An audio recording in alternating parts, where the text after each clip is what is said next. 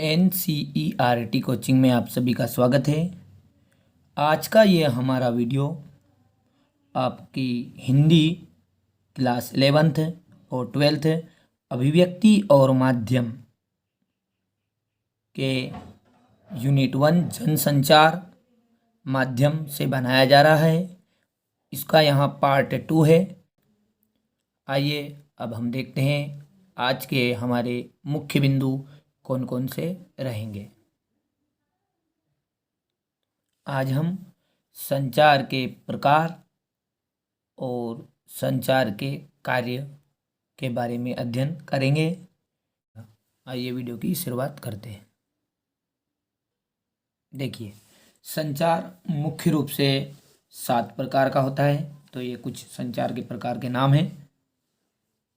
Number 1 है सांकेतिक संचार, नंबर 2 मौखिक संचार, नंबर 3 अमौखिक संचार, नंबर 4 अंतः वैयक्तिक संचार और 5वां है अंतर वैयक्तिक संचार और नंबर 6 समूह और 7वां है जन संचार। तो फिर से देखिए आप इनको। देखिए, पहला है आपका संकेतिक या सांकेतिक, ठीक है, और मौखिक, अमौखिक, अंतःवैयक्तिक, अंतर्वैयक्तिक और समूह और जन संचार। तो सबसे पहले आता है हमारा सांकेतिक संचार। देखिए, सांकेतिक का मतलब होता है संकेत के द्वारा, ठीक है। सांकेतिक संचार किसके द्वारा होगा? संकेत, या फिर हम दूसरी भाषा में बोल सकते हैं कि इशारा। तो ऐसा संचार जिसमें हम अपनी बात किसके द्वारा समझाते हैं? इशारों के द्वारा या संकेतों के द्वारा व्यक्त करते हैं या समझाने का प्रयास करते हैं। तो ऐसा संचार क्या कहलाता है? सांकेतिक संचार कहलाता है, ठीक है। किन्हें बोलेंगे सांकेतिक संचार? तो जब हम अपनी बात को इशारों या संकेत के द्वारा व्यक्त करते हैं तो उसे ही हम क्या कहते हैं? सांकेतिक संचार कहते हैं, ठीक है। अब दूसरा देखते हैं मौखिक संचार। तो मौखिक का मतलब होता है बिना बोले,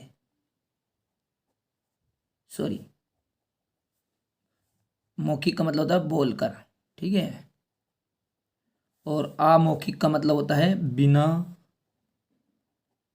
बोलकर। देखिए, तो मौखिक मतलब बोलकर। तो सीधी सी बात है कि जब हम अपनी बात को बोलकर व्यक्त करते हैं तो ये कौन सा संचार कहलाता है? मौखिक संचार कहलाता है। और अमौखिक संचार मतलब बिना बोले हम बात को कहेंगे। अब बिना बोले बात को कैसे कह सकते हैं? ठीक है, जैसे हम अपने खुशी को, दुख को, ठीक है, अपने प्रेम को आदि जो भी भावनाएं हमारे शरीर के अंदर आती है, इन सभी भावनाओं को हम जिस संचार के द्वारा व्यक्त करते हैं उसे हम क्या कहते हैं? अमौखिक संचार कहते हैं। और अब चौथा आता है अंतःवैयक्तिक संचार, ठीक है। अंतःवैयक्तिक संचार का मतलब होगा, देखिए, अंदर ही अंदर,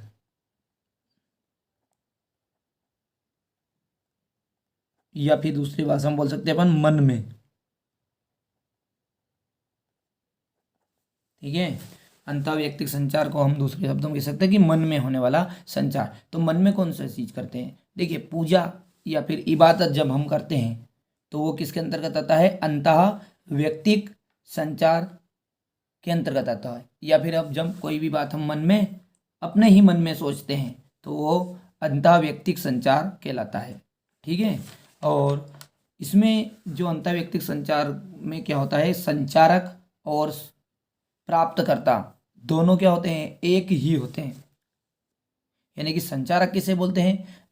जो सूचना को प्रदान या फिर जो भेजता है वो संचारक कहलाता है, और प्राप्तकर्ता जो सूचनाओं को ग्रहण करता है। तो देखिए, मन में सोचेंगे तो आप ही संचारक बनेंगे और आप ही प्राप्तकर्ता बनेंगे।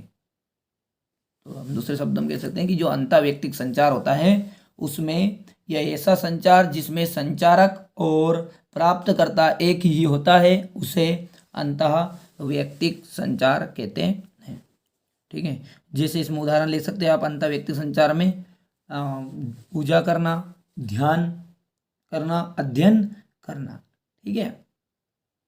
और अंतर्वैयक्तिक संचार, देखिए अंतर्वैयक्तिक संचार इसका मतलब होता है कि जब दो या दो से अधिक व्यक्ति आपस में बातें करते हैं, पर लेकिन वो रहते प्रत्यक्ष रूप से।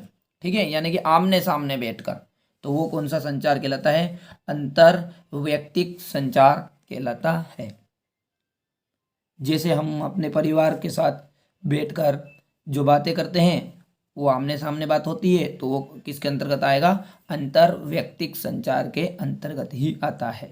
ठीक है। तो अब मैंने अभी तक आपको 5 प्रकार के संचार समझाए हैं। फिर से देखते हैं। पहला पढ़ा हमने सांकेतिक संचार। जब हम कोई भी बातों को अपनी इशारों या संकेतों के द्वारा व्यक्त करते हैं तो वो संचार सांकेतिक संचार कहलाता है। मौखिक संचार, जब हम कोई भी बात बोलकर बताते हैं या कहने का प्रयास करते हैं तो वो मौखिक संचार कहलाता है। अमौखिक संचार, ऐसा संचार जिसमें हम अपनी खुशी, दुख, प्रेम, डर आदि भावनाओं को व्यक्त करते हैं तो वहाँ अमौखिक संचार कहलाता है।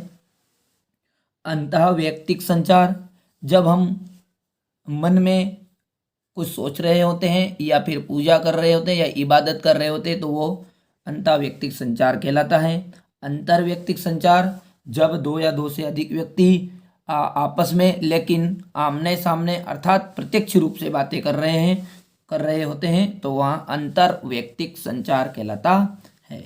ठीक है। तो पहले आप इनको नोट करिए, फिर बचेगा आपका छठा समूह संचार और जन संचार। देखिए ये मैंने आपके लिए नोट पहले बना लिए हैं। संचार के प्रकार, तो संचार के प्रकार निम्न है: सांकेतिक, मौखिक, अमौखिक, अंतर्वैयक्तिक, अंतर्वैयक्तिक, समूह और जन संचार। ठीक है। तो ये आपने सांकेतिक संचार पढ़ा कि जो इशारों में हम बात करते हैं वो सांकेतिक संचार कहलाता है। फिर आप स्क्रीनशॉट लेते जाइए आप। फिर मौखिक पढ़ा, जब हम अपनी बात को बोलकर कहते हैं तो वहाँ मौखिक संचार कहलाता है। फिर इसके बाद में अभी अपन देखा कि अमौखिक संचार। ठीक है। तो ये आपका आ जाएगा अमौखिक संचार, स्क्रीनशॉट ले लीजिए। अमौखिक किसे बोलते हैं? जब हम खुशी, दुख और डर आदि जो हमारे मन में भावनाएं आती हैं उनको व्यक्त करते तो वो अमौखिक संचार कहलाता है, अर्थात इशारे में बात करना भी इसी के अंतर्गत आता है। ठीक है। अब अंतर्वैयक्तिक, इसका जब हम मन में पूजा या इबादत करते हैं या मन में कुछ सोचते हैं तो वो अंतर्वैयक्तिक संचार होता है। तो आप स्क्रीनशॉट ले लिया होगा आपने। ये आप दूसरे शब्दों में बोल सकते हैं कि जिस संचार में संचारक और प्राप्तकर्ता एक ही होता है उसे अंतर्वैयक्तिक संचार कहते हैं। जैसे हम पूजा करते हैं, ध्यान करते हैं, कहीं भी पढ़ाई करते हैं, अध्ययन करते हैं तो वो क्या कहलाता है? अंतर्वैयक्तिक संचार। अब देखिए अंतर्वैयक्तिक संचार, अंतर्वैयक्तिक संचार किसे बोलेंगे? जब दो या दो से अधिक व्यक्ति आपस में लेकिन सामने संचार करते हैं उसे क्या कहेंगे? अंतर्वैयक्तिक संचार कहते हैं। आप इसका उदाहरण भी लिख सकते हैं, जैसे हम परिवार के लोगों के साथ बातें करते हैं। ठीक है। तो अब आगे देखते हैं समूह संचार। देखिए अब देखते हैं समूह संचार। देखिए जैसे हम गांव में ग्राम पंचायत या कोई भी समिति जो बैठती है और चर्चा करती है, अर्थात जो सरपंच है, सचिव है, जो मिलकर गांव के हित के लिए जो भी निर्णय लेंगे तो वो जिन बैठकों के द्वारा निर्णय लेते हैं वो समूह संचार के अंतर्गत ही आता है। अर्थात समूह संचार वास्तव में है क्या? इसमें एक समूह होता है, एक झुंड होता है जो आपस में विचार या विमर्श करता है या फिर चर्चा करता है, तो इसी को क्या कहते हैं? समूह संचार कहते हैं। और इस संचार का उपयोग किस में किया जाता है? तो समाज और देश के सामने उपस्थित जो भी समस्याएं आती है उनको बातचीत के द्वारा हल करने के लिए इस संचार का उपयोग किया जाता है। ठीक है। समूह संचार आपको सिंपल भाषा में यह है कि आपके ग्राम में या आपके पंचायत में जो भी समस्याएं आती है तो उनका सरपंच और जो उनके साथ समिति होती है वो बैठकर जो उसका हल ढूंढने का प्रयास करती है तो वो संचार आपका समूह संचार के अंतर्गत ही आता है। ठीक है। तो जैसे भी लिख सकते हैं, संसद में जब विभिन्न मुद्दों पर चर्चा होती है तो वहाँ संचार कौन सा होता है? समूह संचार ही होता है। मिस्टेक से यहाँ समूह नहीं लिखा है, तो वहाँ कौन सा संचार होता है? समूह संचार ही होता है। ठीक है। और गाँवों में ग्राम पंचायत या किसी समिति की जो बैठक होती है वो भी किसके अंतर्गत आती है, समूह संचार के अंतर्गत ही आती है। अब आपका आ जाता है लास्ट में कि जनसंचार। आप इसका पहले स्क्रीनशॉट ले लीजिए, ठीक है। अब आपका आता है लास्ट में जनसंचार, ठीक है। अब देखिए जनसंचार में भी समूह ही होता है, पर लेकिन समूह से सीधे संवाद न करके यदि कुछ तकनीक या यांत्रिक माध्यम के द्वारा संवाद किया जाता है तो वो जनसंचार कहलाता है, ठीक है।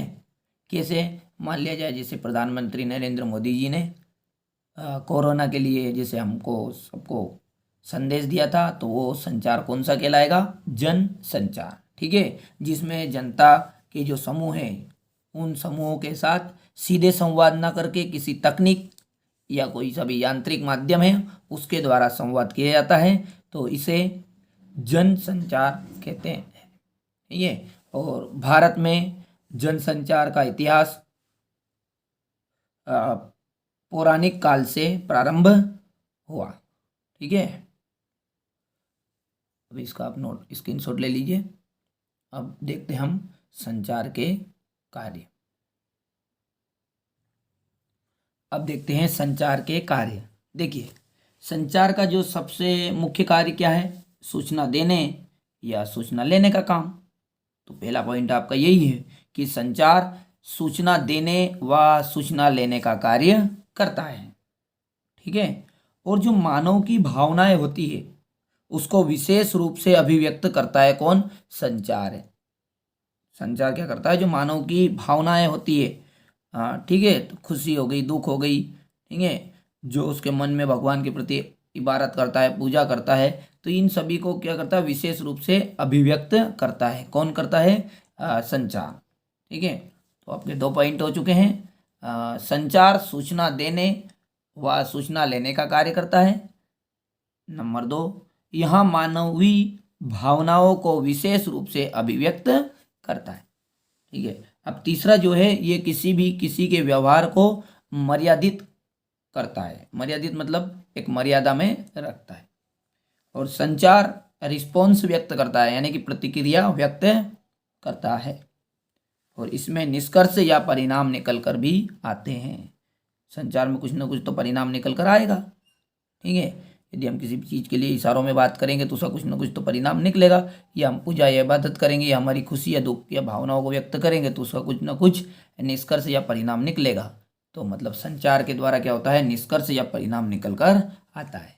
तो आपके 5 पॉइंट हो गए हैं इस तरह। तो आप इनका स्क्रीनशॉट ले लीजिए और इन्हें थोड़ा अच्छे से पढ़िएगा।